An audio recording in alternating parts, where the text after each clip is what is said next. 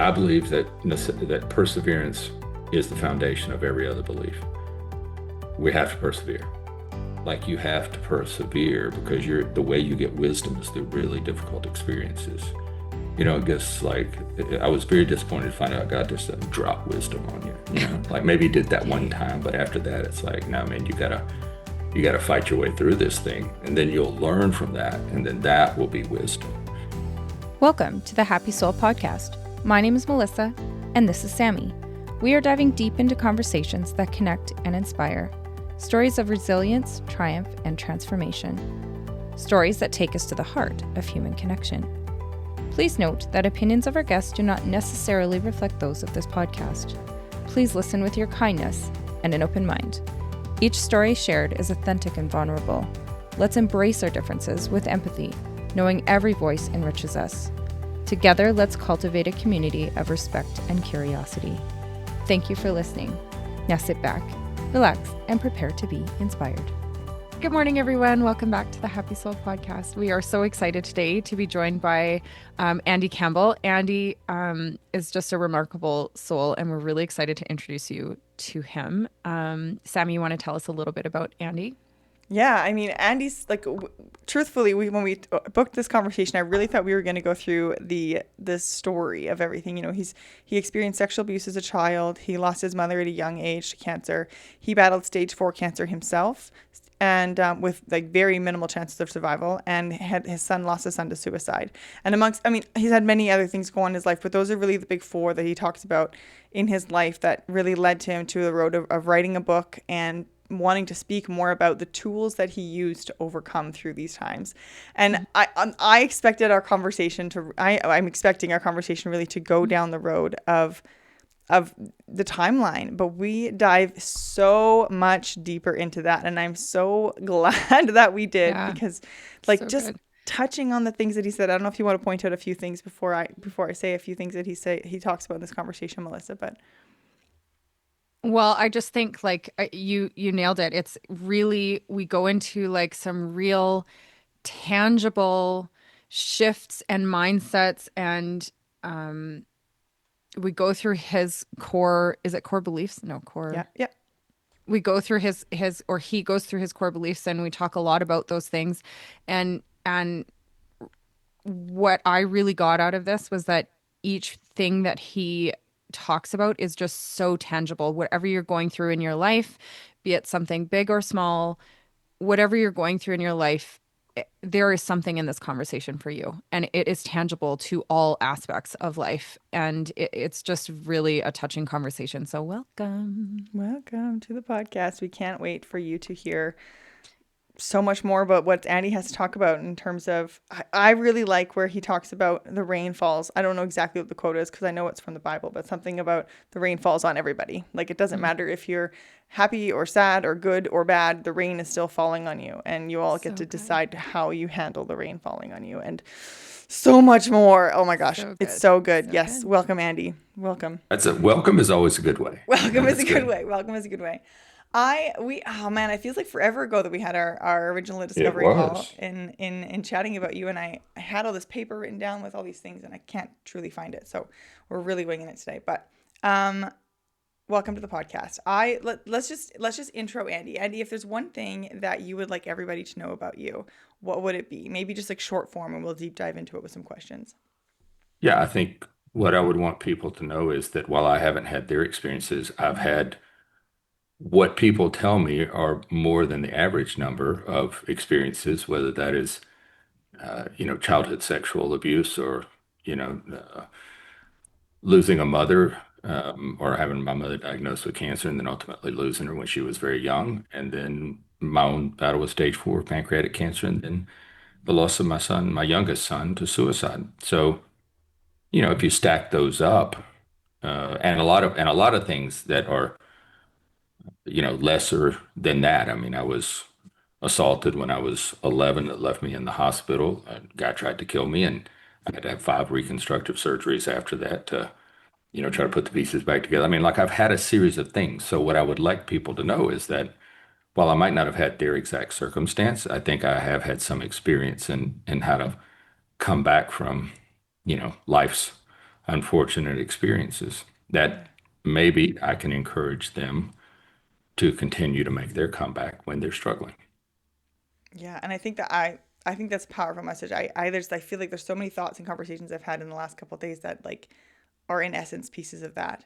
Is and one of them was that I think sometimes we can look at someone else's story and think, well, I've done that. Like, why do you think you're so special? And it's like, well, if you have, then you actually are special too. And not special, it's not necessarily special in a good way, but you've overcome something and you have a story to share and you have power within you that you're just diminishing because you're diminishing this other person's power instead of recognizing that you both have it. It's your, well, why do you get to do this and I don't? I was like, well, you're choosing not to do that.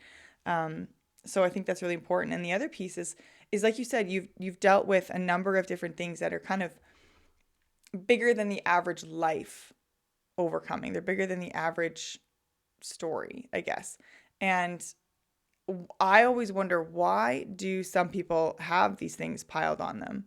And some people can just go through life and nothing really happens. I find that the people who have done the hardest things generally have the best mindset. Yeah, I do think, yes, I would say I've observed, I think I've observed that, right? I've also observed that there are people who have been through many things who they themselves become bitter and angry and resentful toward the creator. And if you even existed, why would this happen? And, how could this happen? And why would you let it happen? And, but I know my youngest daughter has struggled with that with some of her friends who, after losing her brother, her father has stage 4 pancreatic cancer, and then losing her brother to suicide, they would complain about minor things, and it really, really, was difficult for her. What I told her was that you may, it may be true that they haven't been through a lot yet. Two, it is true that I hope no one ever has to go through the things that I've been through. That would be my first hope. I Yeah. hope that they, think of the washing machine breaking down as traumatic. That would Yeah. be a wonderful world if that were to happen, right? Thirdly, I don't believe that that is always the case. I think that's the front people put on because as a way to deal with it, they avoid it and put on a face. It's like living on Instagram or Facebook or, TikTok. Nobody ever really knows. They think that, people watch you, not you, but watch a person, you know, present selfies and family pic. They do all these things, their travels, and they put them on social media platforms, and everybody's smiling. Nobody's ever pissed off because their luggage is 2 days late or their flights got canceled and they hadn't had a shower in 3 days because they slept in two airports. Like they don't ever talk about that stuff. Mhm. And so I think there's also a lot of things that people just won't talk about. I think there's a lot of people who were sexually abused who refuse to discuss that. And, the ones that I see that are a little too happy, either a little too angry, but you don't think let me put it this way, they're really disappointed in life, but they haven't had anything that would cause that. That leads me to think that they have had something that's caused that. They're just not being transparent about it, right? They're not, they're still holding on tightly to that event, which has had an impact on their view of the world. But they present themselves outwardly as the world's just a great place. Like I don't have any problems. And if I did, I'd never tell you about it. But you think you know because I've been transparent now, but you didn't really know me back then. And so I don't know. I just think the world is. So my father used to say a lot. He had a very, very, very difficult life. I think probably more difficult than mine. And people would ask him, how do you, like, how do you keep your faith or how do you keep going? And his answer was always, and I believe it's a verse, it's a story from Job, the book of Job. And some of Job's friends ask him, like, why doesn't he kind of turn his back on God? Why doesn't he take this approach? And he's, why have these bad things happen to you? Because they're public. Like his bad things are public. Yeah. Whatever's happened to them is not public, but what's happened to him is public. And he says, because the rain falls on the just and the unjust. Mm. And so I'm sitting here today in a pretty good place. But right now, someone is finding their son who's taken their life Someone is learning about a loved one who has passed away. Someone has just been diagnosed with, what they believe will be terminal cancer. Some child somewhere, sadly enough, is being sexually abused. Like, it's just not happening in our awareness right now. So I think there's always something underneath the covers that causes someone to have that perspective. They're just not being transparent about it. Yeah. So I I think work to give them a little grace because I just think for whatever reason in their world and in their worldview or their view of themselves, maybe they would feel lesser than if someone knew. I don't feel lesser than that I was abused as a child. I did. I'm sure I know I did for many years. But you come to a place where you're like, that this is just what's happened. And what if there's other people who this has happened to and they're feeling the way I did? Maybe if they heard somebody say, it actually wasn't your fault. yeah. Like that wasn't, you didn't actually, no matter, you were under the age of consent. You could not have consented. It's universally impossible for you to have consented, right? So, yeah, I just think for whatever reason, people are transparent. You don't get that. You don't come out of the womb pissed off at the world. That's not the way the world works. Mm-hmm. Yeah. Yeah, we come up with a lot of hope and a lot of joy, and it gets stolen from us if we let it. I It I does. I think what you said is so true, and I feel like it just gave me this like moment, because I think there are so many. Hi Melissa, welcome, Hi. welcome Andy, Hi. Melissa, welcome Sorry. Oh, Andy. hi Hi, Melissa. How are you? Andy. I Nice to see you. apologize. Nice to see No you worries. too. But I think, yeah, what you said is so true because I can think of people specifically in my mind, and they're angry about a lot of things, and the world is that this, that, and the other thing, and it's horrible. But if they met somebody out in the open, life is wonderful, things are fantastic, I'm so great, right? It's only through the very select few of people in their inner circle that know how grumpy and miserable they are. And to the rest of the world, life is fantastic and they're amazing. And if I really think about these people that come to mind, like they have had a lot of things happen, and even if they're not big things, they are enough, but they are ashamed enough of them that, like you said, they're hiding them. And so they have to put on this other front because they cannot let anybody in to know that these things happen, because like you're saying, like they probably hold their own fault for them instead of either A, releasing fault because it legitimately isn't theirs, or B, recognizing that even if it was their fault, they can grow and do better and move forward, and that's okay too. Yeah, So I think that's I think that's true. Um, I know I won't say I won't give too many details, but there's this person, and this person had the appearance of a wonderful life and still does. But when you talk about the close knit part of, like those close knit friends, maybe that's all that knows. This person shielded even her closest confidants from that. mm, And everyone around that person felt lesser than, felt like they didn't have their life together, felt like when what eventually, after years and years and years, came out was a really dark past that had left tremendous scars on her. And in her attempt to present a better, this better picture of herself, it actually made everyone else who came in contact with her feel lesser than because they knew what they had been through, right? And so I think it's incumbent on us just as so I believe in like the energy field. I think we all have this energy field. And when we come in contact with other people, like we're sharing their energy, they share our energy. It's like why big groups go crazy at concerts and or when somebody walks into the room, you can just feel the vibe, right? It's like, wow, that person lifts everybody else up. Or I'll be damned, Eeyore's real. He just walked into the room, right? Like those things happen. I think what goes along with that, other than just superficially, that is that when you may not even intend to, one may not intend to transfer that energy of superiority, but the converse of that is that the person that you've been in contact with now feels lesser than.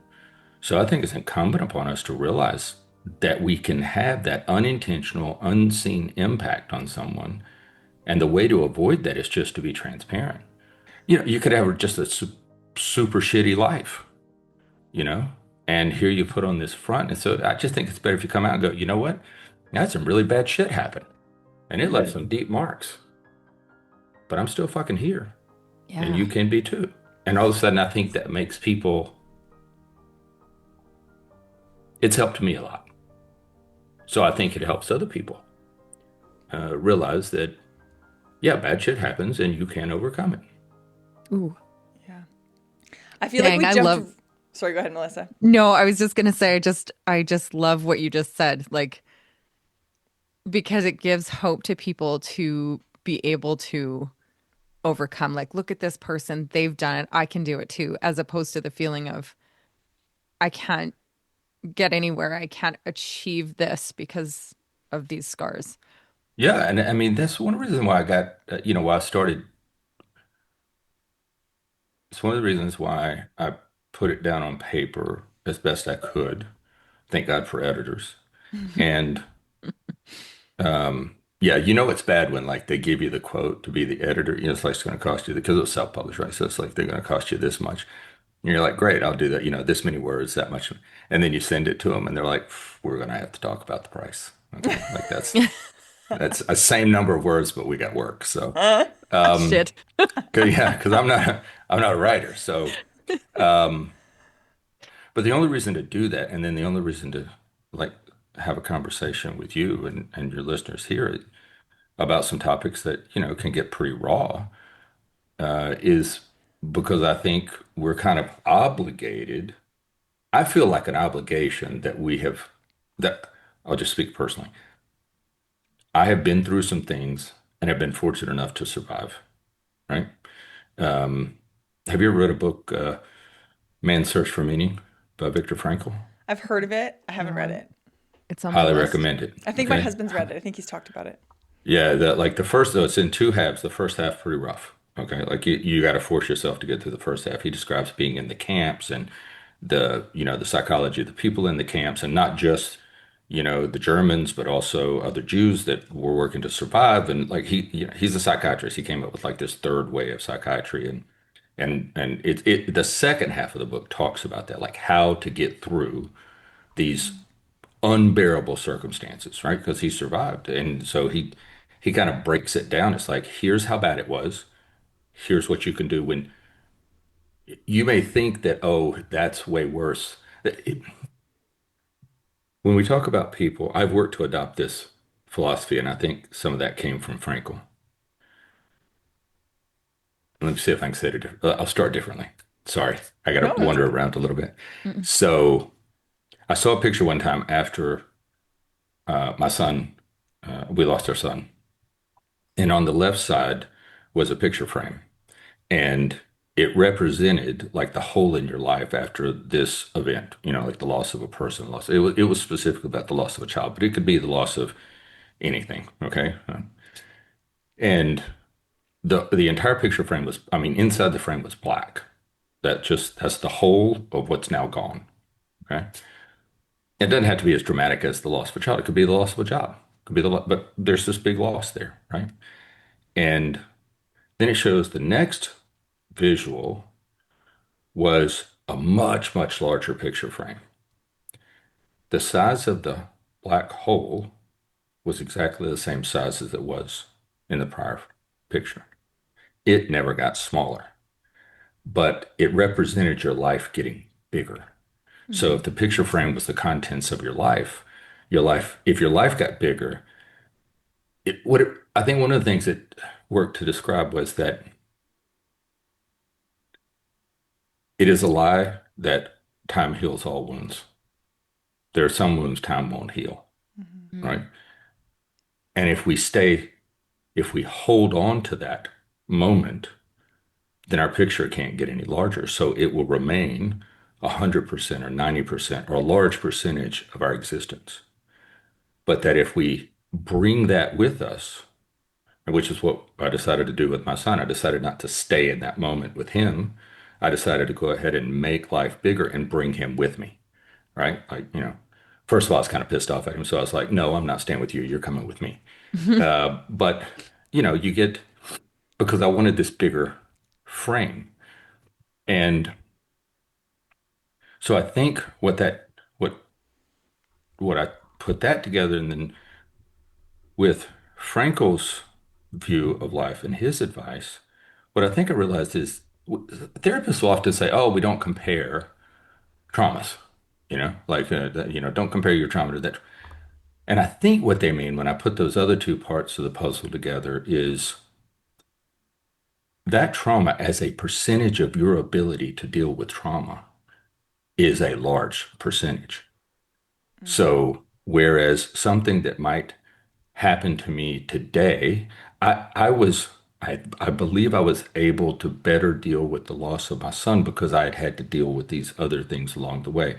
Nothing compared to that, but I kind of had a roadmap for I know I'm not going to die from this. I know eventually I'll walk again. So I think these other things, it's kind of like training for an athletic event, right? Like Mhm. you kind of build up your stamina. You're never really ready for the game, but you kind of built up your stamina for it. And so I think I work to not judge people based on what I've been through versus what they've been through. I assume that if it's left that kind of scar, then it must have been as a percentage of their ability to be resilient with that trauma. It was as much of a percentage as mine was. Yeah, and it puts like a really good image in your head to have that grace for someone is like the the harder, like the more intense your thing, the greater percentage you have, and but intensity is relative. Intensity is relative, right? So Yeah. look, I still get pissed off at people who come up and I'm like, really? Okay. I remember I was I gonna was in a ask, does work. it still drive you crazy if someone's Oh worst yeah, yeah, case yeah, yeah, scenario? yeah, yeah. Look, all the 15 core beliefs are aspirational. Okay, they're not. They're more like in parts of the Caribbean when it's like, hey, the pirate code is not so much a code; it's a guideline. It's guideline, yeah. And that's kind of the way I view these core beliefs. They're the things that I would aspire to do, not the things. They're the things that are like the guardrails that when I'm not doing that, it's like, you know better. You know better than that. So they kind of bring me back. It's not like I'm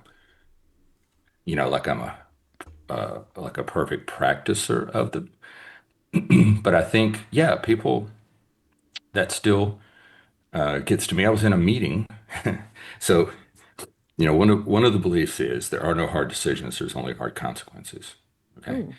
And so that came from the day I decided to stop chemotherapy. I had no alternatives. The chemotherapy was killing me faster than it was killing the cancer, but I'd made a lot of progress against the tumors, but I knew they weren't gone. And so, stage four pancreatic cancer, if I stopped treatment, they were going to come back. But the chemo was killing me. And so I decided to listen to the still small voice instead of the really loud voice, because the really loud voice was telling me about all the negative things that were going to happen. Right? You're going to die a painful death. This is going to be bad. Your children are going to watch you like you watched your mother. You're going to have this. Yeah. Um, it never tells you any positive things that are going to come out of doing the right thing, like listening to that still small voice. The loud voice is never going to take because it doesn't know what's going to happen in the future. Like the still small voice, I think that comes more or less from the creator. So that's the way I look at it. And so I think it kind of does know the future. And so it's giving you advice.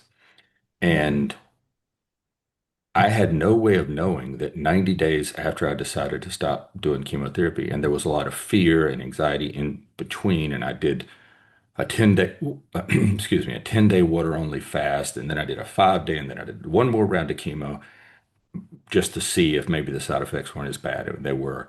So I'd run out of options. But what that 90-day window gave me was the opportunity for my oldest daughter to find a trial at the University of Pennsylvania and my wife to get me into that trial because I was too like I didn't care anymore. Like I'd pretty much gotten to the point where it was like whatever happens, happens. Like I'm out of gas. I'm physically and emotionally just I'm drained now. My body can't take it anymore. And they got me in that trial. And while the next year was really difficult going through the trial, I'm 7 years since diagnosis with no visible signs of disease on the scans. That's a sub 1% outcome for stage 4 pancreatic cancer. What I learned in that moment was that the loud voice could not see into the future. So it couldn't tell me, hey, it's okay to stop because 90 days from now you're going to get into this trial. And yes, that's going to be hard. And some of the treatments are almost going to kill you, but they're not. And then you're going to have this turnaround and like you're going to be alive 7 years from now. Like he didn't know any of those things. So I realized that the loud voice talks about the consequences are always negative and they're fearful, right? They create fear. And so if the loud voice, if you're listening to that voice, that's probably not a good thing to do.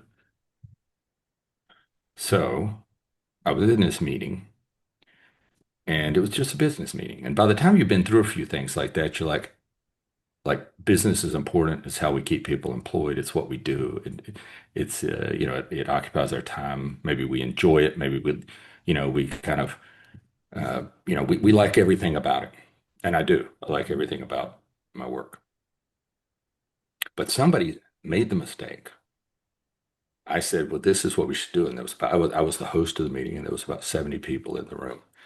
And this person said, Andy, you don't understand. It's a hard decision. And I lost it. And I explained to them loudly and in no certain terms that this, in fact, was not a hard decision. I had made what they would call a hard decision. I had decided I said, until you decide to stop chemo and faith death straight on, that's, whether you will allocate funding to a particular project is not a hard decision. That's just something you don't have the willpower to do. That's fine, but don't say it's a hard. So yes, there are times I did end up apologizing. There are times when when people, say or do things, and it's frustrating, relative to the experience that you've had. Mhm. Uh, I don't think it's beneficial for everyone to act out on that as I did that time. And it was a lesson to me not to do that in the future. It wasn't helpful, although I did think I made a point. I don't think anybody's told me that, at least the people who were in that room have never told me since that whatever decision they were making was a hard one. They haven't crossed that line. When Fantastic. people say things and I see things like that, yeah, I still get pissed off about it. Makes sense. Now I just work to control myself a little better. I think there's a period of time though when everybody goes through what if you go through something like that where you're still healing so much that you don't have the ability to be like, they don't have my perspective. I can't rant on this about them, right? Whereas like you know, not to go to I know when I had the hardest things ever happened in my life, I remember getting a text from someone and they were so mad about their car accident that it was like a flat tire or something. And I literally threw my phone in the bed and I was like, I don't care. Like, I am dealing with something way worse than your flat tire right now, and I don't care. And if they had said that to me in person, I for sure would have lost it on them because I just did not have the capacity for their stuff. So I think that, but then you grow and you get better and you realize like it's okay, it's life, and everybody has their moments of whatever it may be. And I'm sure those people, if they, I mean, I know they said you don't understand, but I'm sure if they actually had the time to think about what you'd been through and then to say that to you, then they would have been like, oh, maybe that's not appropriate to say, like probably the same things went through their head afterwards versus in the moment of saying it, right? So just Oh, in I a different think, yeah, context. no, I think so. I think also it reinforced to me, you don't actually know why somebody's acting like an ass today. Mm-hmm. You don't really know. You bring up this thing and they're just pissed off, or they just, Yes. they're snippy, or they, snap back at you, or, they just have their little tirade. And, I think it's worth, again, I'm not great at that because somebody does that, then I get pissed off too. Okay. Like it's like, oh, so we're going to go at it. But I also believe it's good to put a little space between that decision to come back and just, think for a minute, man. I wonder what kind of shitty day they're having today. I wonder what, I heard a phrase the other day, and I'm stealing it. I don't even know who came up with it. I don't know where it came from, but I love it. And it said, if you think you're having a bad day, consider that maybe the day is having a bad you. Mm. Ooh, And, so I like it. sometimes the day is just having a bad them, Mm. yeah. you know? And, I'm not saying you let people punch you in the face, or abuse you, but I'm just Mm-hmm. saying, maybe the person in line or the, person who gave you the finger in traffic, maybe they just found out that their spouse is having an affair, man. I'd be pissed off. I'd shoot you the bird. You know what I'm saying? Like, Yeah. Yeah. we don't know what's Mhm. happening in somebody else's life or what has happened. Yeah. I Totally. remember someone saying that once, and it was like, the context is rather comical, so I'm going to add it because it's funny. I did network marketing for a few years, a long time ago, and I remember someone says, and they teach you how to go engage with people, like wherever you are, how to go interrupt people, and they were talking specifically like contacting and talking to people in grocery stores, and this guy said, sometimes you go and you interrupt somebody, you say like, "Hi, how's your day going today?" And they give you this like snarky remark back, and your response is like, "Geez, like what's your problem?" So you don't talk to that person.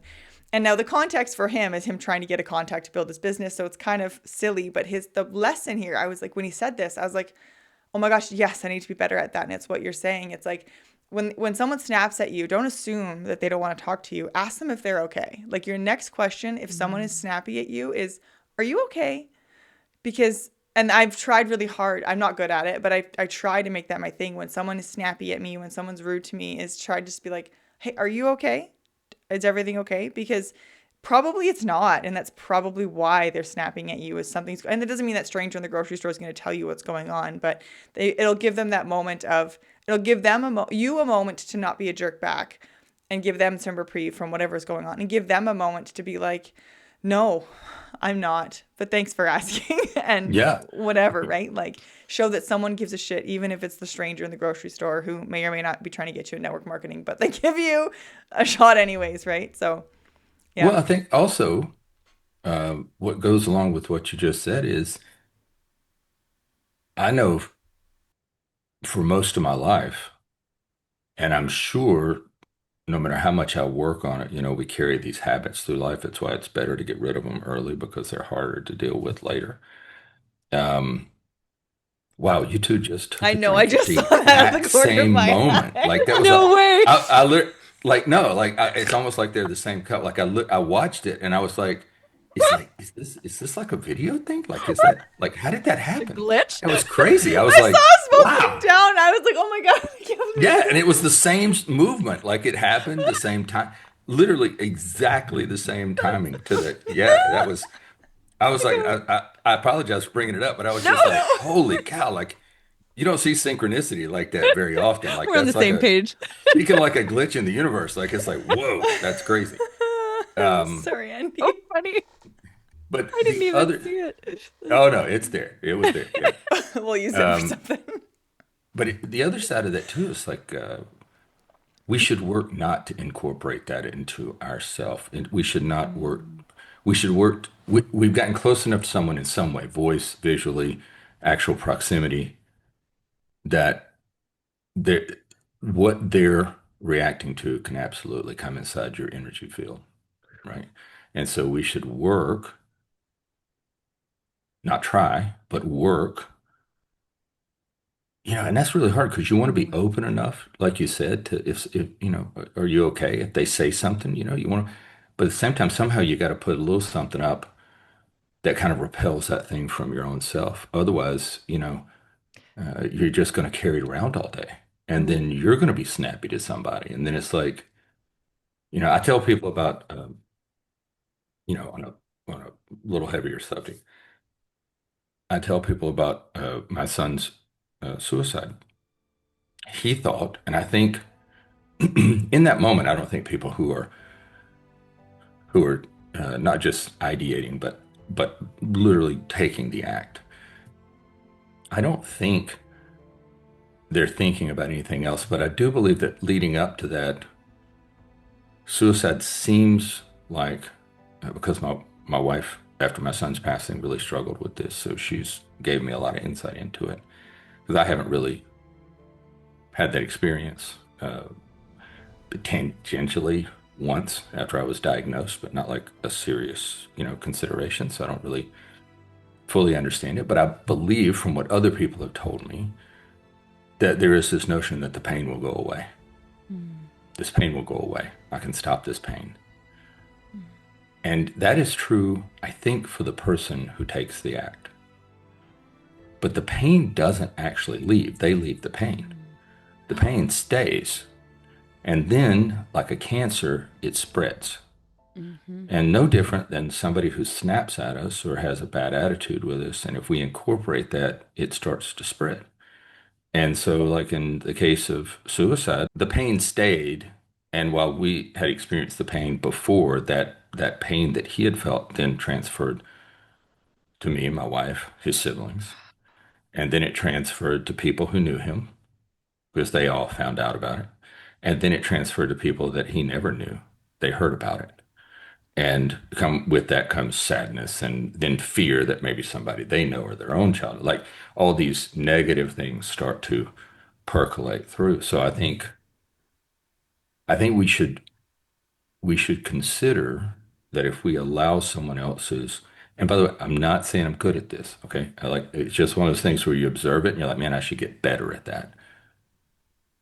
We should consider that allowing that to stay with us and not having not repelling that back away from us, there's a good possibility we're going to spread that. Like in some way, that's going to happen. No different than if you've ever been through a drive-through and you're expecting like another drive-through experience, and then somebody's just super nice to you. Hmm. Like you just kind of walk away. You're like, wow, that was super nice. And then the very next person you meet, maybe you're having a bad day, or maybe you're not. Maybe the day's having a bad you, whatever. And but you're going to be more positive with them than you would have been if that person hadn't been nice to you, and especially if it's kind of unexpected. Hmm. I just think it all like you can take a mirror and the same thing happens, Yeah. like you're part of it too. Oh, I So love that that. was a long way. That was a long way of saying what I said, but yeah, I love that. Hmm. I something standing out to me, and I might fumble my words a little bit because I'm still kind of, but something standing out to me about all of this. One thing you said was work, not try. And I yeah, freaking love that. yeah. Well, Not that I'm going to, that's one of my big things. I freaking love that. And I think somewhere in there, and I don't quite know how to articulate it into any sort of words, but somewhere in there, there's a zone between grace. I wrote it down. That's why I'm looking down. I wrote it when we were talking. There's a zone between grace and protecting your peace. Yeah, And that's kind of where we need to live, right? yeah, Somewhere yeah. between we're having grace for other people and what they're going through and not taking that on and spreading it and not and still protecting your own peace at the same time. Like I don't like I said, I don't know how to articulate what that zone is, but I I feel think it's like I think it's that's hard the though, but I zone. mean that's a great description of it.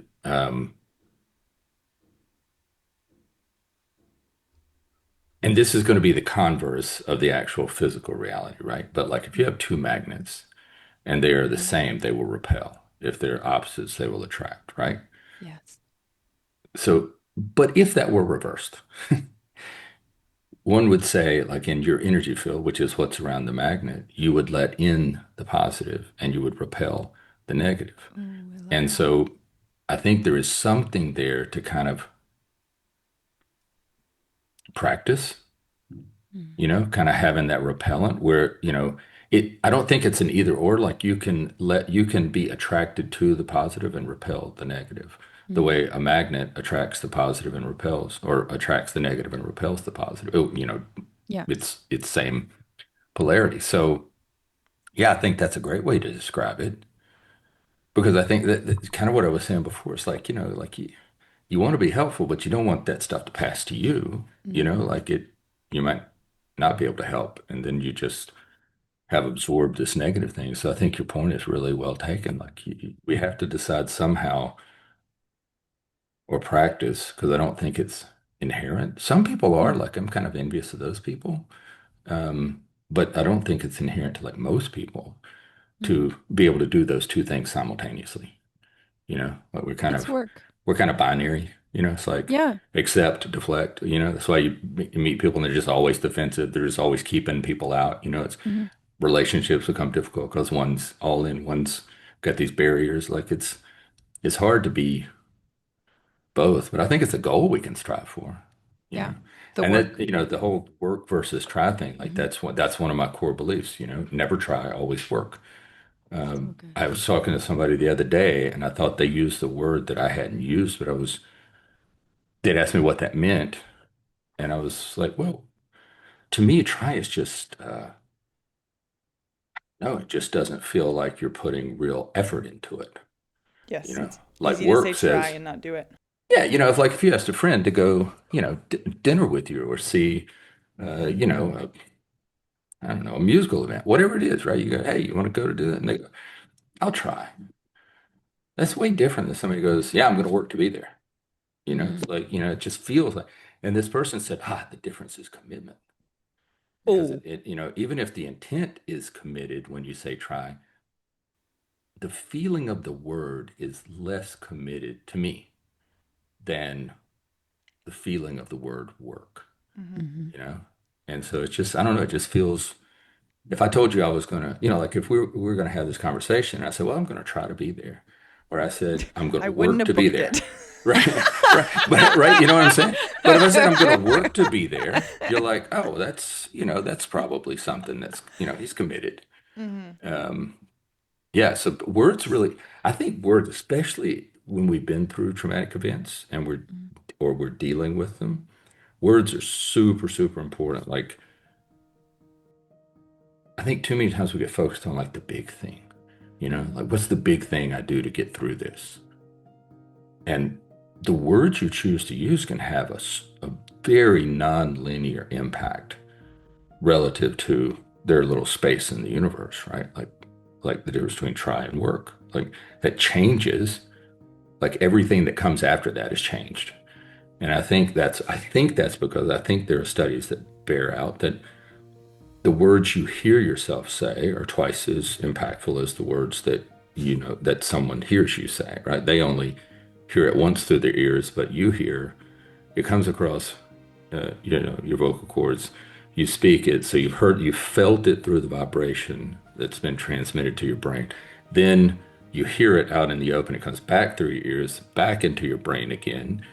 So it's like you're getting this double whammy of whatever it is that you say.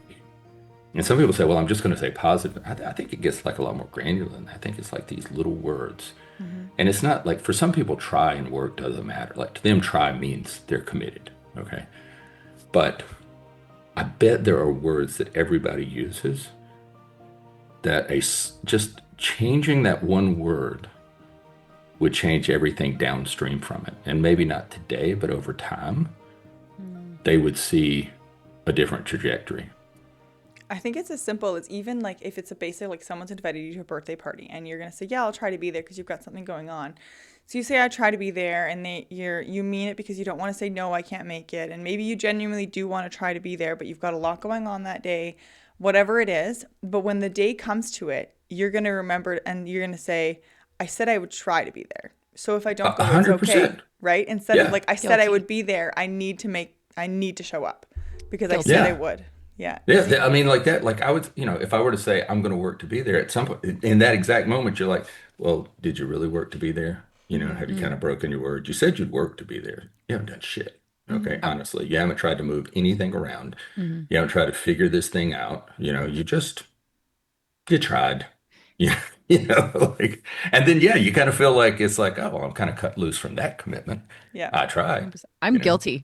I'm sitting here, I'm nodding along because I'm like, I'm full on guilty of that. It is a lot easier to let yourself off the hook, like you said, if you said you try. Or like I'm guilty. I said it. Sammy, I can't even remember what we were talking about, but I'm sure yesterday I know I said something like I'm trying.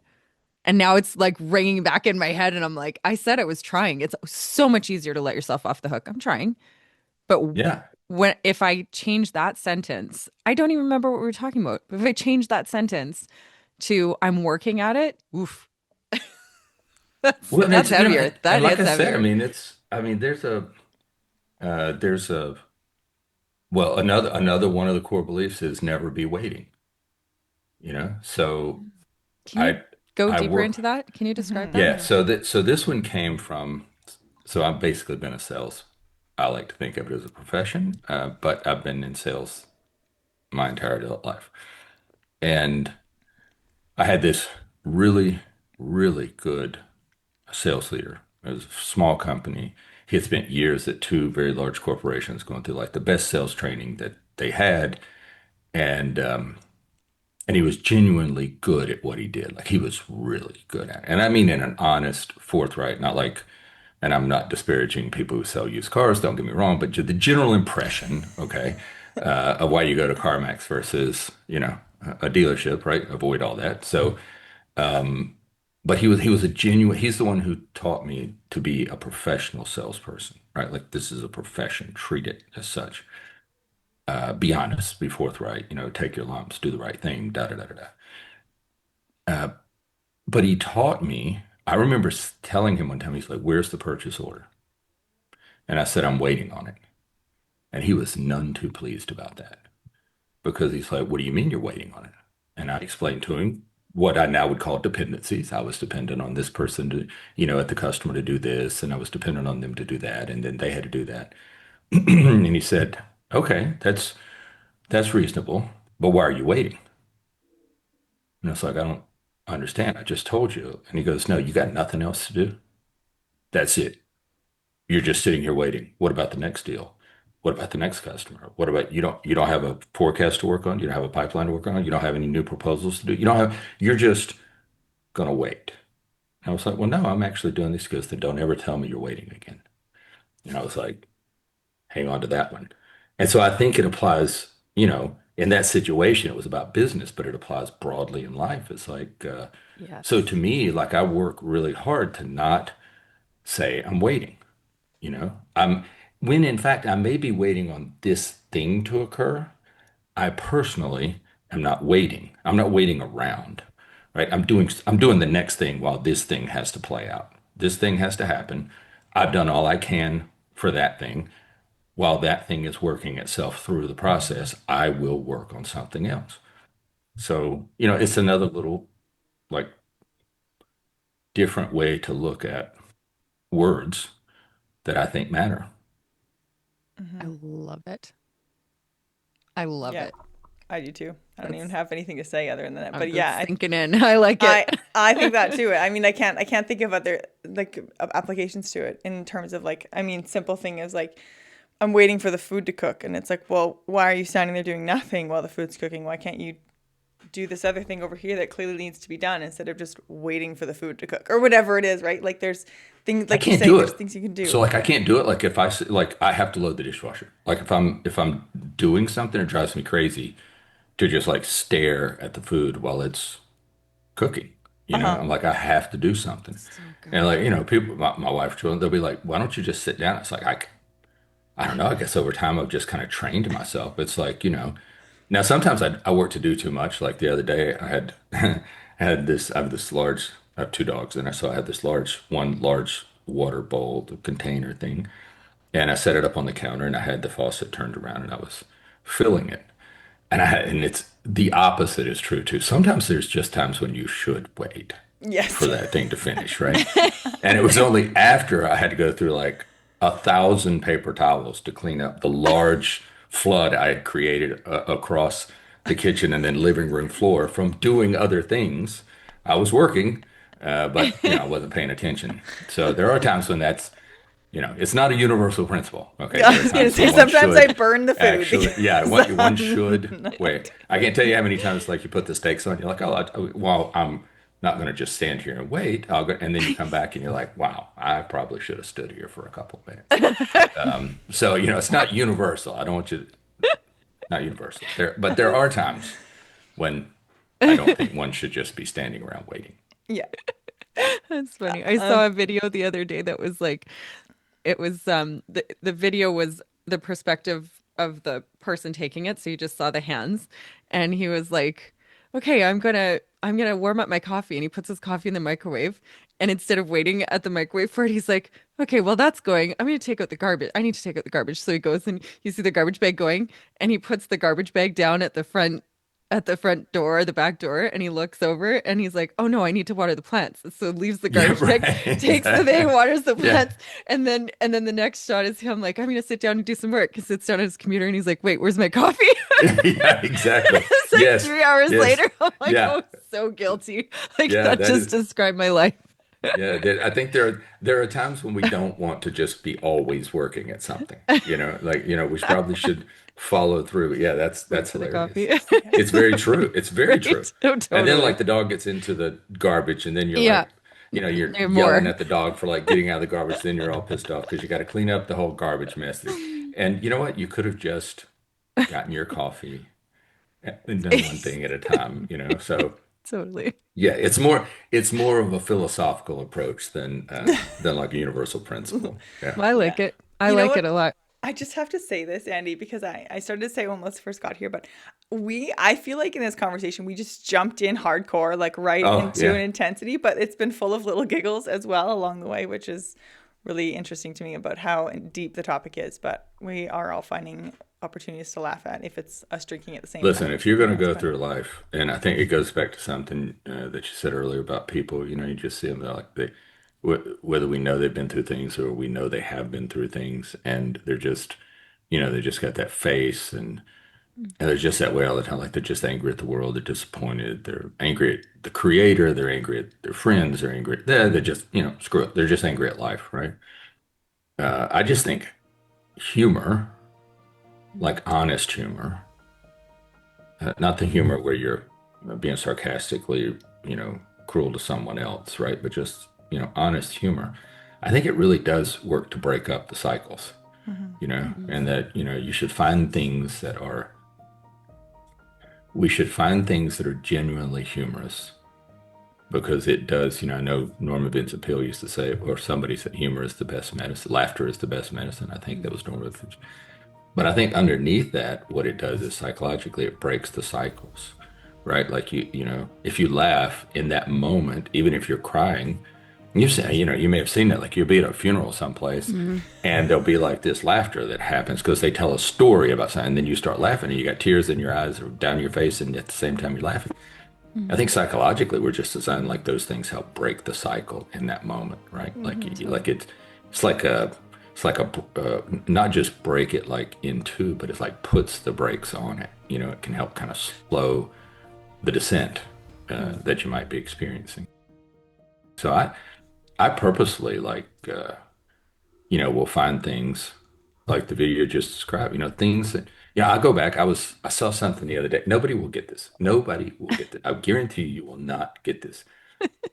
I get this, see this meme, and on the top of it, it says, it took 70 years, but it finally happened.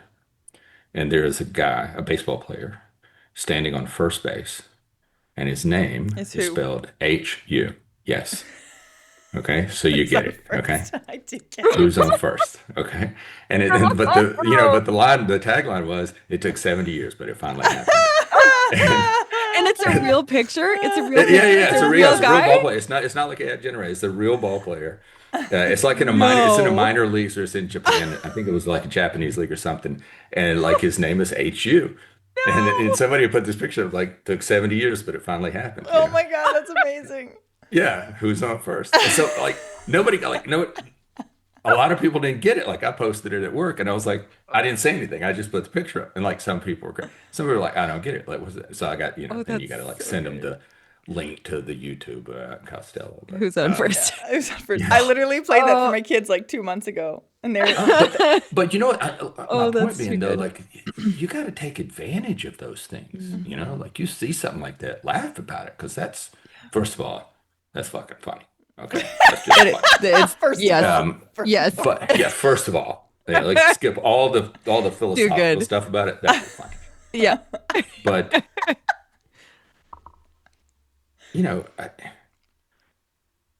part of surviving is being intentional. Mhm. Like you can't just let things happen all the time. And I think sometimes these really difficult events can leave us feeling like we have no control, right? Like we're just a leaf in the wind, like this thing happened. Like for me, if it's Yes. sexual abuse at a very young age, then you don't have control over that, right? And then that can start to permeate how you make decisions and what you do. And I think one of the ways to deal with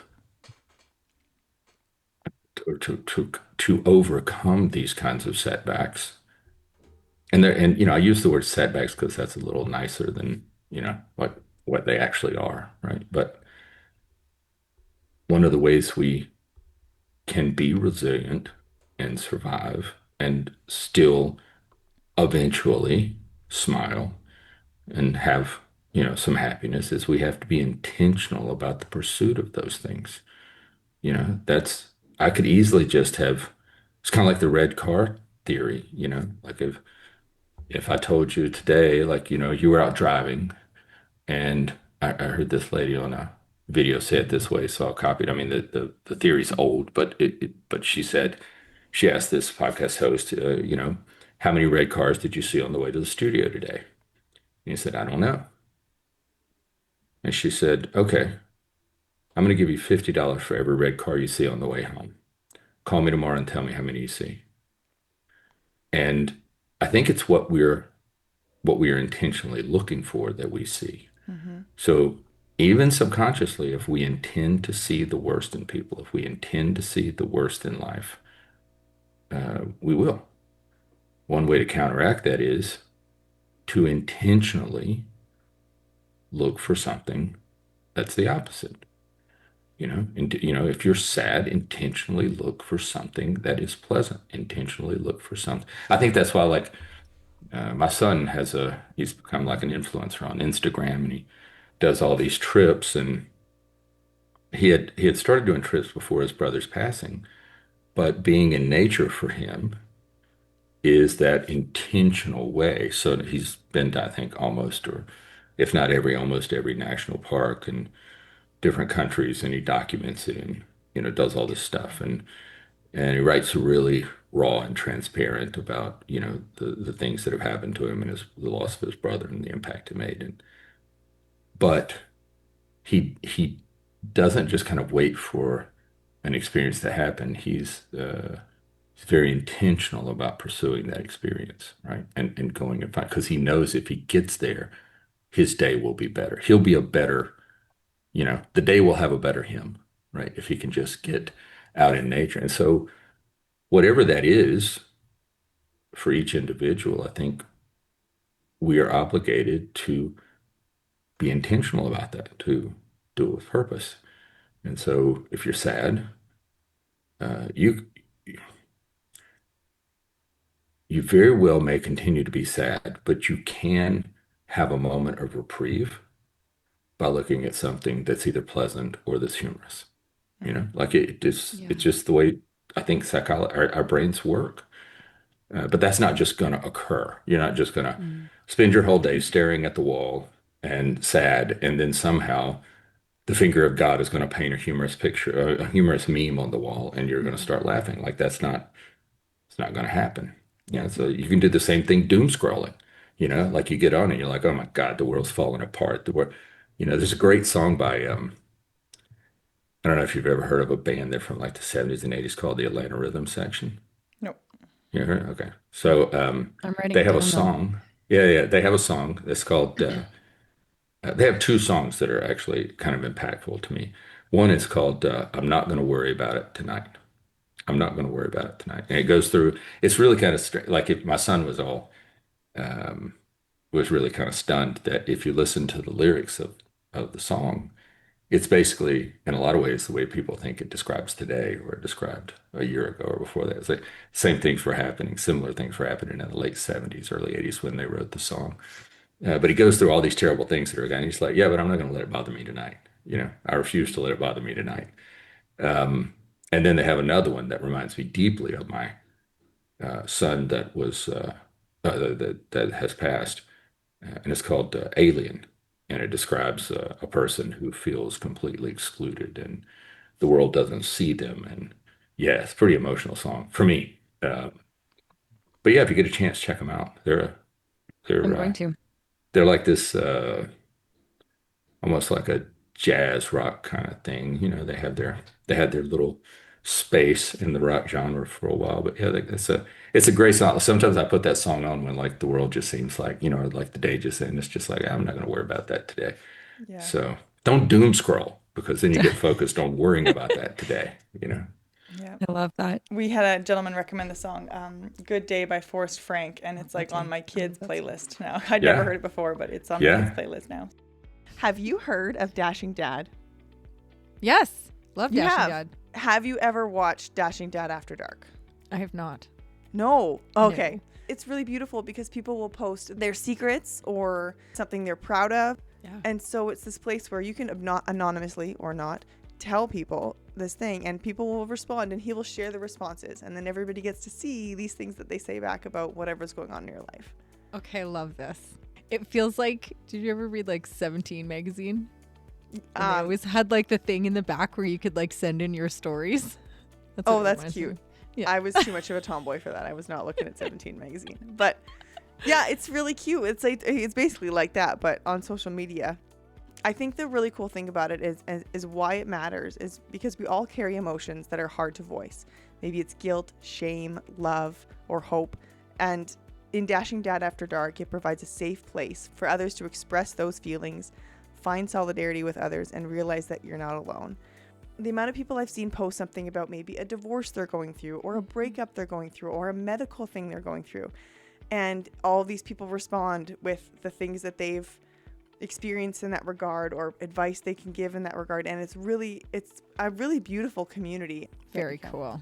Yeah. I love that. That's such a cool idea. Yay, Dashing Dad. If you haven't found him yet, go onto your Instagram right now and search Dashing Dad. It's a really cool community that people are connecting on. I am on my way there right now. Yeah. I want to ask, because I wanted to ask this at the beginning, but not like, anyways, you've referenced them as well, your core beliefs. And I know that they're on your website, but can you, for our audience, tell them what they are? You want me to go through the 15? Yeah. Okay.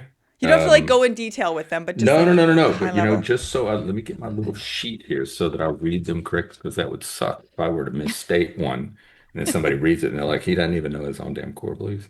Um, but I also got to remember there's 15 of them, right? So like they kind of, don't want to get them out of order. The first one is no one outruns the universe.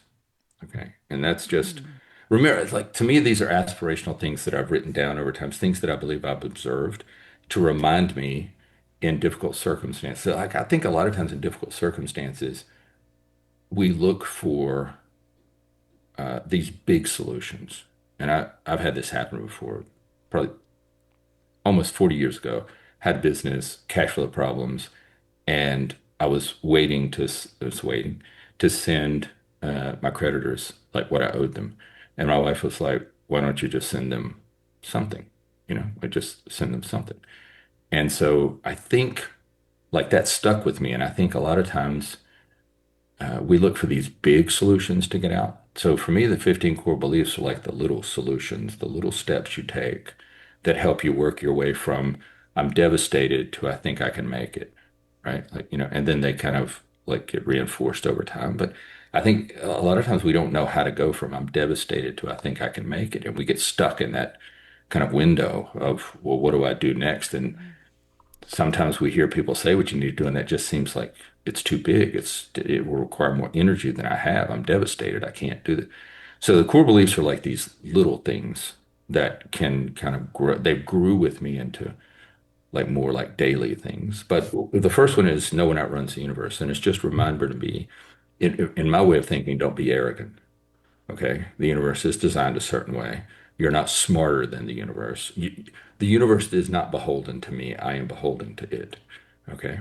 Now, I happen to believe that there's a creator that can move the universe in my favor, but that's not me. I can't actually will the universe to do something else. It also is a reminder to me that when I see I'm working to be honest and forthright, and someone else I think is not being honest and forthright, and they seem to be getting ahead faster or further than me, that no one outruns the universe. Like there are certain principles in play.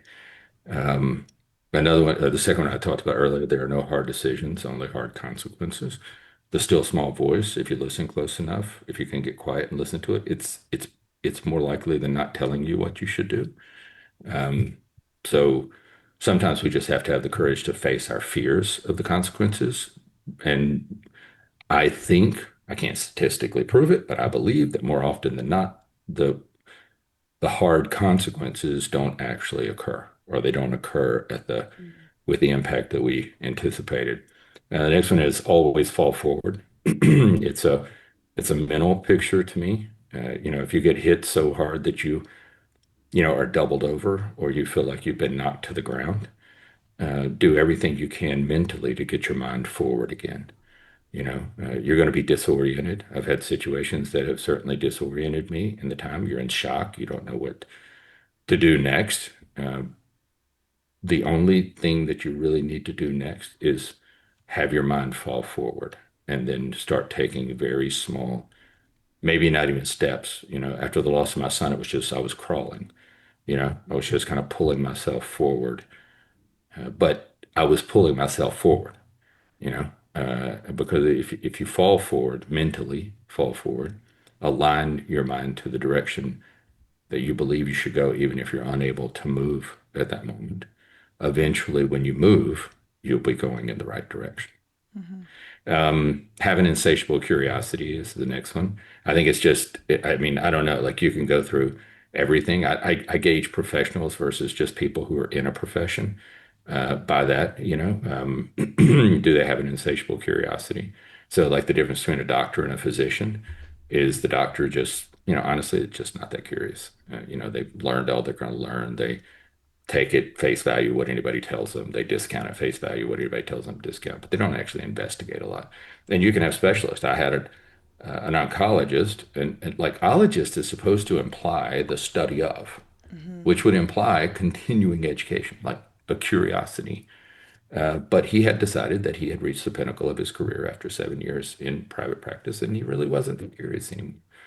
And so I think sometimes the difference between an incurious person and a curious person is life and death. So if you're going through a real health crisis, you want to find a physician. You don't need a doctor, you need a physician because physicians, they're curious. Like they're looking for the answers. They're open-minded. They're going to work night and day because that's their practice. That's what they do. They're a true professional. They're a physician. I've had doctors, I avoid them like the plague because difference between life and death. Next one is compete only with yourself. Goes back earlier to what we were talking about. You don't know what somebody else has gone through. The other thing about competing with somebody else, look, if you're in a game sport or if you're in business, we're all kind of pursuing similar goals, right? Like, if it's in basketball, we're all pursuing baskets. There might be different ways to get there. If we're in baseball, we're all pursuing runs. If you're in business, we're all pursuing profit. Like we're all, so you're kind of all heading in the same direction. Your personal life isn't that way. The three of us have completely different objectives and goals in life. So if I compete with you when I've got my objectives and goals, but I put my mind on you and what your success looks like, then what I'm really doing is living your goals. I'm not living my goals. And so it's super important to me and I think we all just get envious at times. We're like, son of a bitch, Mm-hmm. like, yeah, I've been busting my ass and that, like she's that far ahead of me. Are you really? But maybe she is because she has different goals. And maybe I'm not as far ahead as I want to be because I've been keeping my eye on somebody else's goals instead of my own. Maybe I'd be further ahead if I focused on my own goals. And I've had that experience. Oh. I had opportunities to be promoted. I could have left the company I worked for. I had a lot of opportunities. But what was important to me was the time I spent. I had decided early on in life that one of my goals, one meaning of my life was to change 3 generations of bad behavior. 3 prior generations of bad behavior to kind of be the break in that cycle, and then create another generation that they would have their problems, but they wouldn't have those problems. I do my best not to pass along those problems. So if that's my goal, I'm probably not going to be the president of a company. I'm more likely than not going to be a senior vice president. I'm more likely than not I'm not going to work on a global team. I'm more likely than not I'm more likely than not going to do a lot of things that don't align to that goal. And I'm more likely than not to do things that do align to that goal. I'm going to turn down that promotion. I'm not going to make as much money as I would have made had I taken that offer. But I can't do both. Mm-hmm. In my mind, I can't do both. I got to give up something. I think that's the way the universe works. Like, it's kind of like when people say you're multitasking. You're not. You're fast switching. You can't, nobody multitask. You fast switch. The mind can only focus on one thing at a time. Great book called Your Brain at Work. And he goes through all the studies around that. You just fast switch. And I do it all the time. I have 4 monitors, 5 monitors sitting in front of me right now. One, two, three, four, five monitors. Wow. And it is really difficult not to try to fast switch, like Mm. just take a peek at that message, see what's going on. And you think I think I'm multitasking, but I'm not actually. I'm missing the conversation I'm supposed to be having in that split second because you're just fast switching. So I think that applies in a lot of ways in life. You can't multitask. You're just trying to fast switch between taking care of your family and working and doing this and doing that. Like we're always fast switching. It's just a matter of where you're going to put your focus to fast switch on. You got two children, you're going to fast switch between taking care of those two, right? You're going to fast switch between cooking and cleaning. You're going to fast switch between. That's okay, but I don't think like in the big course of life you can fast switch really well between. You can't really multitask. I don't think there's many people who can do that. That there are some, but I don't think many. So I think it's super important to I always say it's super important. It's very important to compete with yourself because only you have your goals. Thinking versus knowing. We make too many decisions on things that we think are the truth or things that we've taken in information, and so we've taken them in through our own lens, and we think we know the other person's intention. We think we know what they're saying. We think we understand how, the planets revolve around one another. We think we understand, but do we really know? Mm-hmm. And it's okay because there's a lot of decisions in life that you make based on what you think is accurate. But I don't think it's a practice that we should it is aspirational to know as much because it goes back to insatiable curiosity. Mm-hmm. We should have an aspirational goal to know. That's the reason why we should say, you know, you seem angry about that. Was why are you taking that position? Why are you doing that? Right? I mean, Yeah. otherwise it's just like, hey, you're pissed off, and I know why you're pissed off. And that makes me pissed off. Yeah. So let's go at it, right? And Mhm. sometimes it's just that break of like, well, do I really know what's wrong with that person? Let's see, every challenge has a chewy nougat center of goodness or made of opportunity. That's because I liked milk chocolate candy bars a long time ago. And that was just a visual to me to remember that um, people say every dark cloud has a silver lining. Mhm. But if it did, for me, and I know it kind of breaks the cliche, but I would just stay outside the dark cloud and just hang out in the silver lining. Like I wouldn't go into the dark cloud. But if you want to get to the opportunity, like you're going to go inside the dark cloud, you might as well, like with the red car theory, you might as well have some intentional focus to see what opportunities you might have to grow or learn or take away. You're going to go through this really shit pile experience like you just are. Mhm. There's nothing I can do about my son taking his life. Sucks. I'm going to go through it. I might as well have at least a little intentional focus to find something out of that I can carry forward. Like having this conversation is kind of something that comes out of that, right? Because I could just not have the conversation. So to me, having the conversation with you is like a little chewy nougat center of goodness in that really bad situation. Wow. Um, Never be waiting. We talked about never try, always work. Again, I go back to like 80s rock and roll. Um, the 38 special rule, hold on loosely, but don't let go. I Mhm. think that applies in a lot of ways. Like as I said before, in experiences, we can hold on to that moment too tightly. And when we hold on to it too tightly, it anchors us in that moment. And then we live the rest of our lives in that moment. We can bring that moment with us and still expand our lives. And that's kind of holding on loosely to that experience. Be religious only about religion. I just think there's too many times when we're just ready to go to war over things that are, it's like, look, you have your religious faith. I have my religious faith. Some people have no religious faith, which I think is a religious faith in and of itself. But if you have a faith of some kind, I think you should be very dedicated to that. I think you should Mm. practice your rituals. I think you should follow those beliefs. That doesn't mean that I should be religious in my belief that my wife puts too much oregano in the pasta sauce. Okay. Like that is not worth going on a crusade about. Okay. And so I just, it's just, again, it's like a reminder to me. It's like, is this something worth being religious about?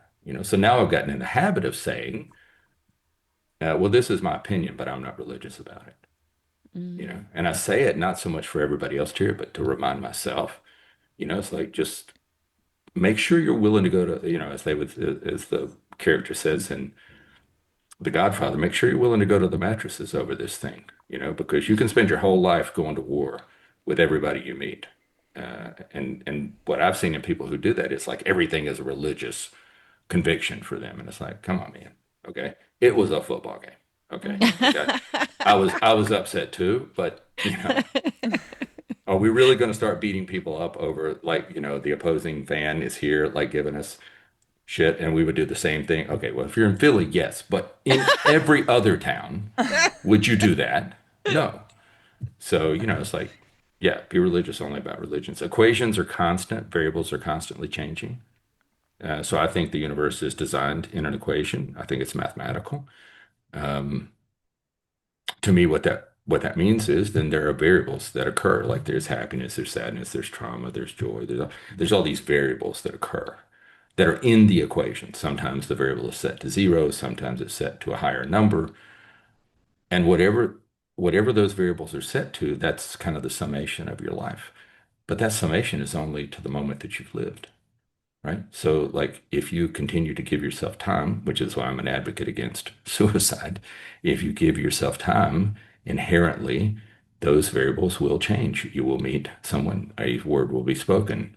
You will have existed another day. The universe is now completely different. The variables have changed, which means the summation of your life, ever how long that's going to be, has already changed. So you shouldn't, I work to remind myself, don't feel don't make decisions today based on how you feel about your life, unless you might make a decision to try to make it better. I'm not saying that. What I'm saying is that that loathsome depression, negative feelings you have about yourself, that thought that comes in, it goes, is this all there is to life? Like this is it? Like my life? No, it's not actually all there is to your life. The summation of your life has not yet been finally summed.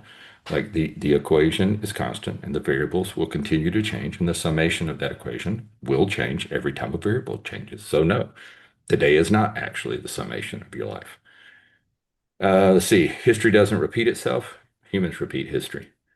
Ooh. I mean, I think that one's like, people are always like, history's repeating it. No, no, no, no. Humans, I just said the variables changed. What happened was you put the same damn number in the same variable, so you're getting the same outcome that the people before you put in the same, right? Like they put the same numbers in the variables, so they got that outcome. If you do the same thing, then you'll have the same outcome, but you can change that. Just, Mhm. change three generations of bad behavior, change what calculation the equation makes.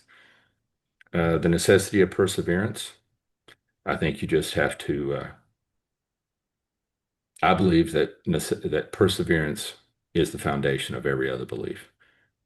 We have to persevere, and like whether you call it resilience or perseverance. I have tattooed on my arms three words on each arm, and they represent. I thought one time, what did my ancestors leave me? Like, how did they survive? Their lives were worse than mine. At the time, I mean, I've got air conditioning and toilet paper and all kinds of stuff. They didn't have any of those things. Like, I just, gotta go to the bathroom. You walk down the hall, go to the bathroom. Like everywhere you go, it's like, so how did they survive? Because their life was rough, like they literally had to cut down trees to make their own houses. Like, this is not an easy life. So how did they survive? And they told stories and they had humor and they didn't like, how did that happen? And I thought, well, I worked back from like what they would have considered success, not like my view of it today, but what they would consider success. And I thought, well, success was based on wisdom. And I thought, well, Solomon was successful and he was wise. And so, God's like, hey, the angel comes in and says, God's going to give you whatever you want. David was, man after God's own heart. So he's going to give you whatever you want. He goes, well, I want wisdom. And he's like, great choice, because you can have everything else if you have wisdom. So I thought, well, that's the basis of success is wisdom. How do you get wisdom? So I started praying for wisdom. And what I didn't know, they didn't put that in the story of Solomon, or maybe it just didn't happen to him. Maybe he got a free ride past that, because right answers. So he just went to the next grade. But everybody else has to go through, like you have to persevere because the way you get wisdom is through really difficult experiences. It gets like I was very disappointed to find out God just doesn't drop wisdom on you. Like maybe he did that one time, but after that, it's like, no, man, you gotta fight your way through this thing, and then you'll learn from that, and then that will be wisdom. You may not become wise, but you'll become wiser. you know? And so then it's like, okay, well, how do you persevere? And so I kept working my way backwards until I got to like what I thought was the first word, and that was honor.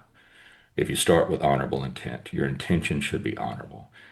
And your actions should be honorable, not just your intent, but your actions should be honorable. And if you take honorable actions, then I think when difficulties occur, that will give you the courage to not make bad decisions based on the loud voice of the hard consequences, but it will give you the courage to do the right thing.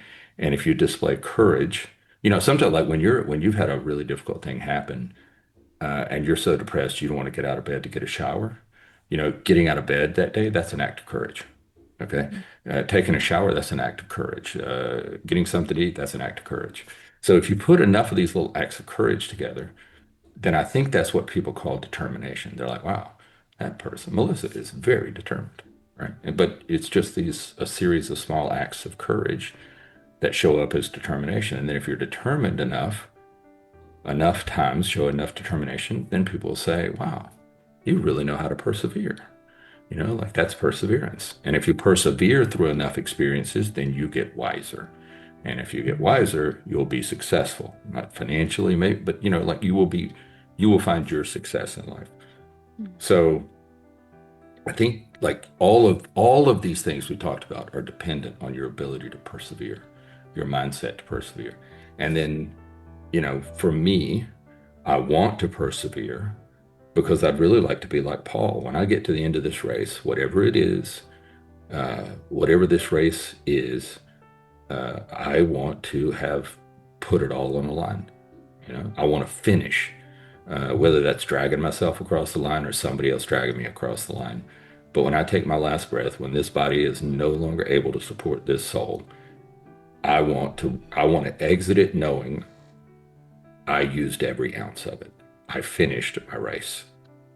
So that's the 15 core beliefs. Thank you for sharing them.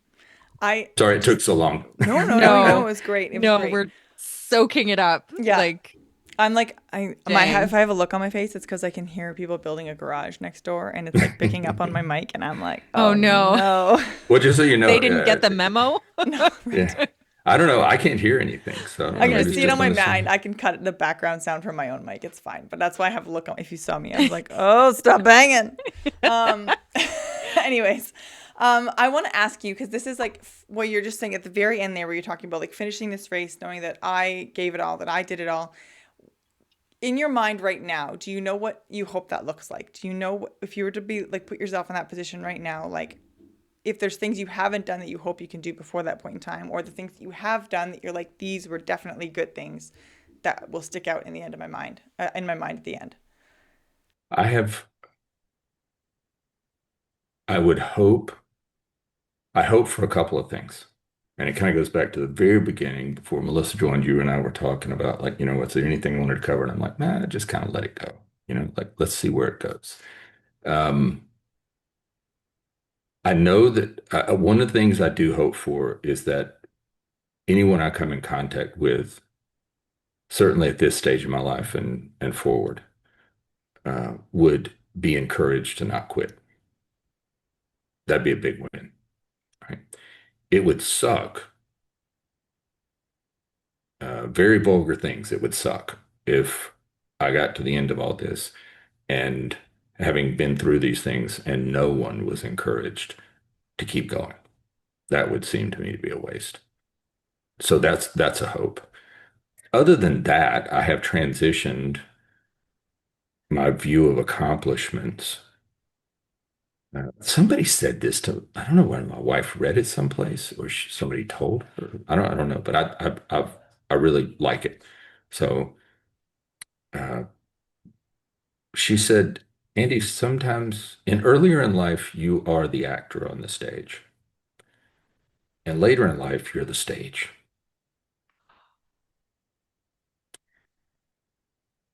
That's a hope. Wow. Dang. That's wow. Yeah, so that's the That's hope that later yeah, in life, as I go through life. So I don't know what that'll that's be, but incredible. as other actors have to do their performances, You're just I the hope one I'm a holding good it. stage. You're the one holding them up. So Yeah. good. Yeah, I really like that. So good. I love It's really it. good. Yeah. Sorry, I got a little Holy. touched by that one. I No, love no. it. Thanks That for is sharing your vulnerability. Yeah. Yeah, thank you for sharing that that with just hit us. me right in like, wow. That is so good. I love that. I asked it because you were talking about it, but it made me think about. I remember I was a teenager and I remember hearing the quote like you regret the things you do, but you regret the things you don't do even more.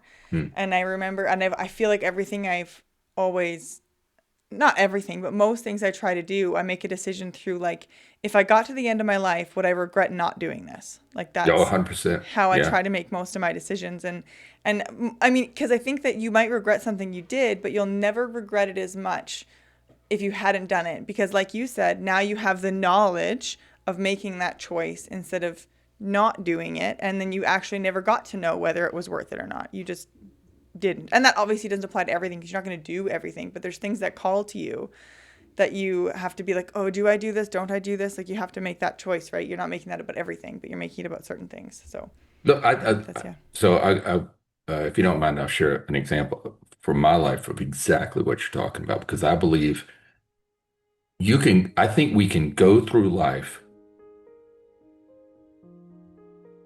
we can heal from and go, nothing is worse than the unknown. Mm-hmm. You don't know if that should have been your course, right? Like you don't know. Now there's some things that I think we just have to put out of our minds, like, oh, I had this, I was, I thought I might marry this person. This might be my spouse first. Look, you made that choice. You're in. Stay with, like you can't go through your life with your mind 1 foot out the door. Mm-hmm. Should I have made a different choice? Um, if you had, it's too fucking late now. Just suck it up and make the best you can out of it. Because it actually can turn out to be really good. You don't know. Maybe you did make the right choice, and all you're doing is worrying about, this thing that might have been. But we always think of things that might have been in their most positive light. I remember a therapist telling me about my son afterwards. I was thinking about all these things I could have done differently. And she said, well, everything you've told me is like it would have made it better. It would have kept him from taking his life. And I said, well, yeah. And she goes, how do you know it wouldn't have made it worse? Oh. And I said, well, what could be worse than him taking his own life? And she said, well, what if he had been angry and taken somebody else's with him? What if he had failed at taking his life and he was he's in a vegetative state? What if he had um, taken someone else's life and not taken his own and been in prison for the rest of his life? I was like, hey, these are pretty dark. And she goes, they're only dark because you're only considering the positive things that could have happened, right? So, I mean, I know I'm kind of diverting, but for someone who's lost someone and you're thinking about what I could have done differently, you actually don't know if you might not have made it worse. And you may be thinking it can't get worse. First of all, never say it can't get worse. Okay? It Mm-mm. absolutely can get worse. It's Whatever just you're going classic through. movies, man. Yeah, Never say yeah. that it always gets No, worse. no, it's like that, right? It's like that. Don't say that. Well, in life, don't say that because it 100% can be worse. So it was like a lesson to me. So I think there are certain things that you look at, and we only look at them through positive lens. Mm-hmm. So it's like, should I have done that? Oh, my life would be better if I done. Well, you don't know if your fucking life would have been better if you did. It could be a lot worse because you can't see past. You're only considering the positive things. It's like the opposite of there are no hard decisions. There's only hard consequences. Like your brain always plays to the opposite of what it should play to, right? Like you're never going to think, oh man, if I had done that, then my whole life would have sucked. You never think that. I was like, man, if I'd made that decision. I'd be wealthy and, like I'd be an Arab sheik right now. No, you wouldn't. No, you wouldn't. You'd be in prison and probably, still a heroin addict or something. You know what I'm saying? Like you don't know. So, but Good. one experience was we had decided we had 3 children at the time. We decided that we were going to move to Hawaii. My wife had friends in Hawaii. They talked about it, and we had decided that where we were, if we were ever going to do it, we should do it right then. They were still young, and she really wanted to live in Hawaii. And so I sold everything, cars, Christmas lights. I mean, like everything, kitchen, dining room. We took nothing except what we could put in boxes and we shipped it out. I took one car, one minivan, because that's what you have when you have. I took one minivan and went to Hawaii, got a job, and didn't have a job on the way out. Got a job while I was in the air, flying out there.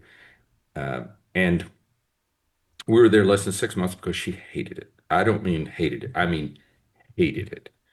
And I figured, you can only live on a rock so long if you're not.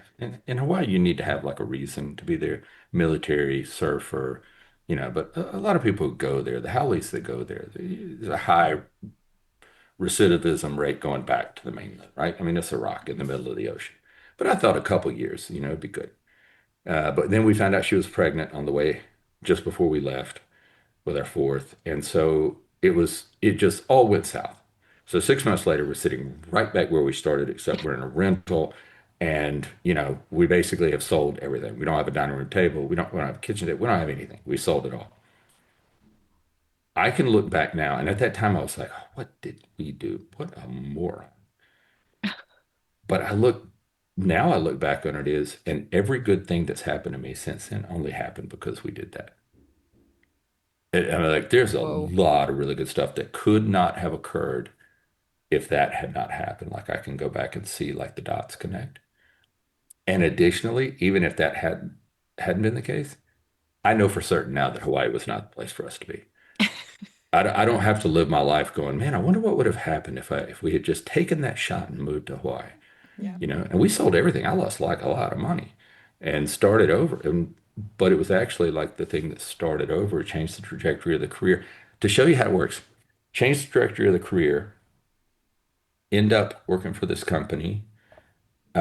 Insurance sends me to this doctor. Well, actually, my wife was the first one to go to this practice. Um, the doctor's name is Greek. It reminded her of a Sesame Street character. She decided that she would not be able to say his name without smiling, so she chose the other doctor, whose name was just a very generic kind of, sure, Normandy, France, kind of English name, right? So she just decides like I can say that, that's the name I'm going to.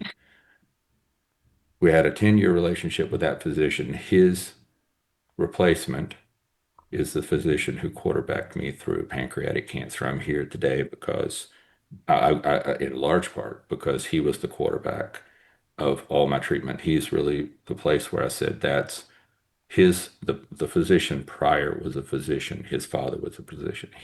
The man who took his place, who's now my general physician, was a physician, but he is the one who came up with all these crazy schemes that all the other doctors didn't think about or wouldn't consider. And I'm here today.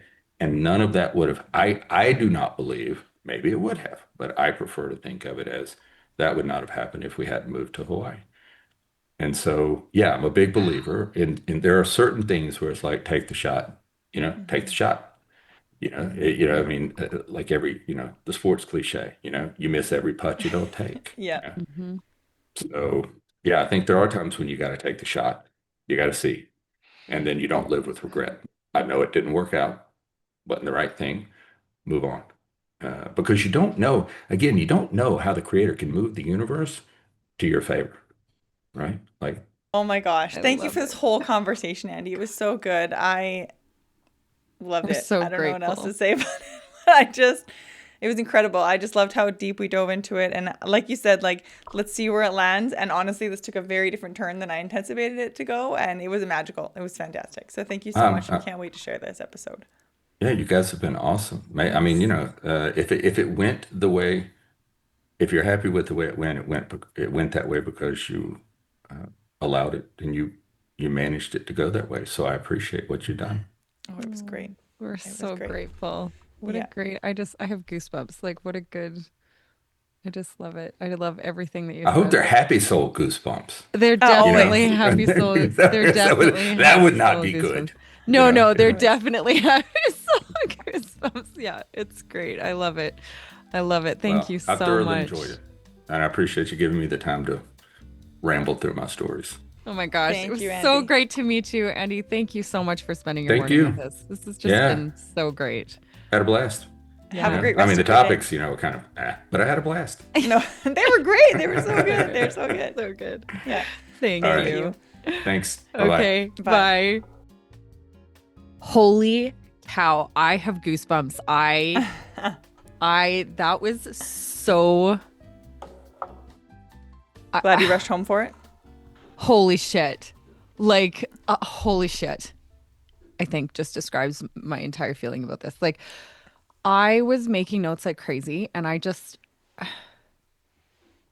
every single thing that he said was so freaking tangible. And of course, like, we can't help but have our own filters on things, right? And it was like everything he was saying was like, oh, shoot, I need to write that down. Oh my God, I need to write that down. So good. So freaking good. Yeah. I want to tell a story. Can I tell a quick Yeah, story? yeah. I wanted to tell him, so I hope he listens to the episode. I hope he gets to this part of it because I Share wanted this to, with him.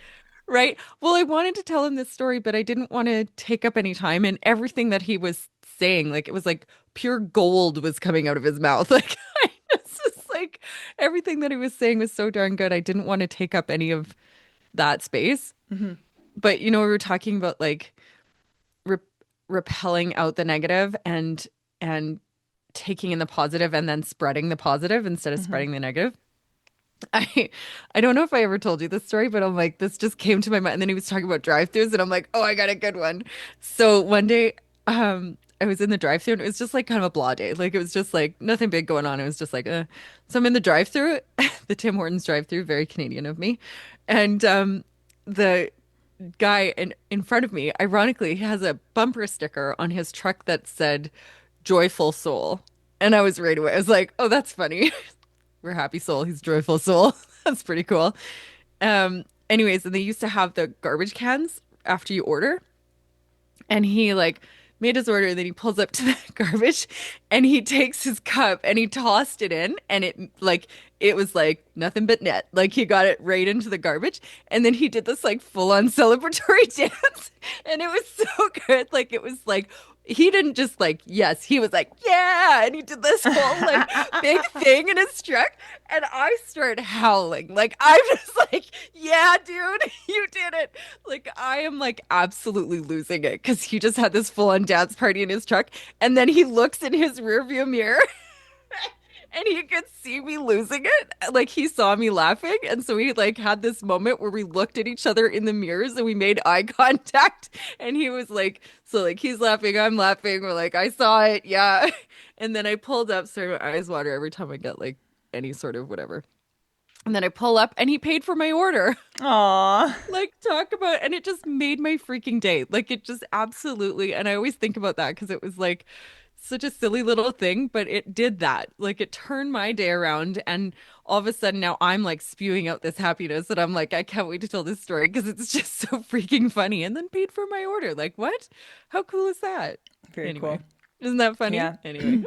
No, it's true. It's like I honestly think like those little things you do, that just those moments, right? Like he didn't know that he was going to make your day by I mean, maybe not necessarily buying your coffee, but getting his own coffee cup in the garbage can. You know what I mean? Like that had nothing to do with you. And so but his joyfulness passed on to you. And I think that's what Andy was saying, right? Is it's just So if we're all going to have bad days, but if we can just check ourselves a little bit and then also have grace for the people who are ever having a bad day around us. Yeah. so good. Yeah. So I feel like good. I wrote so many things down that I wanted to talk about afterwards. And I'm like, I just don't think I can talk about them all Without having a full episode. without having a full episode, just talking about the things that came up when we were talking to Andy. I liked his one. There's two good. I'm going to tell. There was two. And one is him talking about when he was talking about like knowledge and how would you say like, talking, I remember what his wording was for his core values, but like that you like the insatiable curiosity and not having enough, you never have all of the knowledge and all that kind of stuff, and you can't be the best. I can't remember what he was saying, but it brought this story to mind, and it reminded me of when I was the doctors, and he was talking about, doctors decide that they already know everything. There's no more learning. They just know everything. They are the expert. There is no more to learn. And I remember when I was working as a personal trainer, and we were in like a conference room. There was they have like a couple different people coming up to speak, a couple different trainers, and one of the trainers gets up there and he goes, who in here thinks is a good personal trainer? And pretty much everybody in the room puts up their hand. Who in here thinks they're a great trainer? And like half the room puts up their hand. Who in here thinks they're the best trainer in the world? And like 10 people put up their hand. And then he goes on and does his talk and does whatever he's talking about. And then I like put my hand up afterwards and they like ask me, and I stood up and I was like, I just gotta ask, For those of you who think you're the best trainer in the world, what is encouraging you to be better if you're already the best? And then I just like sat back down, and the uproar in the room, the manager managing the meeting had to be like, okay, everybody chill. Everybody calm down. And I'm like, I'm just saying, like, I don't think I'm the best. But if you think it's like you said about the doctors, if you already think you're the best, you have no encouragement to do more. You have no encouragement to try to learn more, to be better. And I'm not saying that you definitely aren't learning more and doing more, but if you think that of yourself, you're cocky and you're so confident that you're not trying and working anymore. You're just, you just are. And I remember like a year later, we were at the same conference again. And I said something, it was my new manager at the time. And I said like, oh, last year I pissed everybody off. She goes, what do you mean? And I said, oh, I said this. And she's like, that was you? I was like, yes. And she was like, my team was so mad. I was like, well, it's true. I wasn't trying to be a jerk. No, it is true. True. Absolutely true. It's absolutely true. Right? Yep. I love it. I love the trying and working thing. I'm like, holy, that spoke right to like, because I'm like, I freaking do that all the time. I am absolutely guilty of that. I'm guilty of it. And do you remember what we were talking about? No. I don't remember. It's on our voice messaging because I'm like, I'm trying. And you know what it is also? It's defeatist. Like inside, it doesn't feel good inside either because I'm like, I'm trying, which makes it just feel like I'm not doing it. I'm not doing the things. I'm dropping the ball and letting everybody down and blah, blah, blah, blah. Like it's very chaotic and it's not grounded. I'm trying to, for me, when I say I'm trying, that does not come from a grounded place. It doesn't come from a confident place. It comes from like oh, I got too much on my plate and I can't do it. Like it comes from a very defeatist place. It doesn't come from a place of power. Where I'm working on it comes from a place of power. It's like you're taking control of your own shit. Like I'm working on it. And I think for me, it was like the thing I'm specifically thinking about, although I know I've been guilty of it many, many, many times, but we were talking about something and it was like a self-improvement something. And now I don't remember the topic, but it was a self-improvement something. And I said, I'm trying. And it's just so defeatist. It's such a different mindset than I'm working on it. I'm working on it means like when I say I'm working on it, my brain immediately goes to how. What are you doing? I'm trying. My brain immediately goes to like this defeatist. I can't do it, but I'm trying because I want to, because like it is a completely different mindset. Yeah.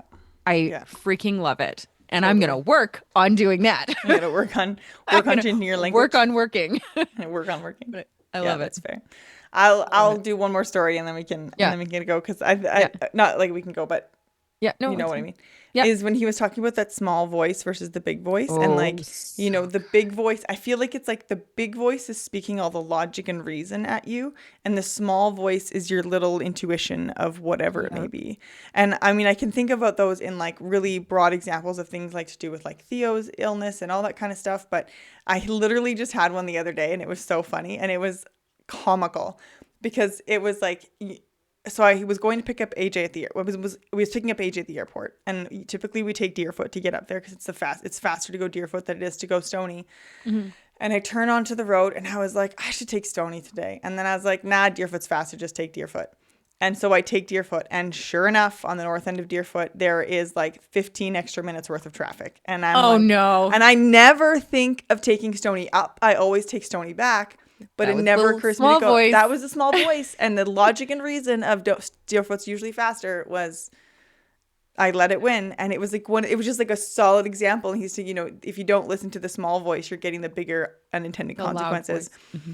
And I got these bigger unintended consequences of an extra 15 minutes in traffic with the kids in the car because I didn't listen to maybe you should take Stoney today. Right. And it was just like it's been sitting on my brain because it was such it's a fleeting thought. If you don't catch, it's like this fleeting. That's why I said that the small voice was saying, maybe you should take Stoney. But it's like, and the big voice is like, take Deerfoot. Right? And the big voice, I like when he describes the big voice as the loud voice. Like it's loud. It is so much louder. And you're going to probably have more people that agree with the loud voice. And, but that the small voice that I wrote that down too. It's like in the middle of my page in like bold letters because I was like, ooh, sheesh, that's a good one. I freaking love it. Yeah. And it also like all of these things tie in, right? Like you also have to be intentional if you're going to work at listening to the small voice. You have Yeah. to be intentional about it because you said like the small voice is, you have to pay attention to it to grasp it. And if you're not looking for it, all you're going to hear is the loud voice if you're not looking for that small voice. Yeah, absolutely. So I just want to say thank you again to Andy for joining us now. Thank you so much for joining us today. We hope you enjoyed it as much as we did. To help support the growth of this podcast, please feel free to leave us a review, follow us on socials, or recommend us to your friends. Your support honestly means the world to us. With love, Sammy and Melissa.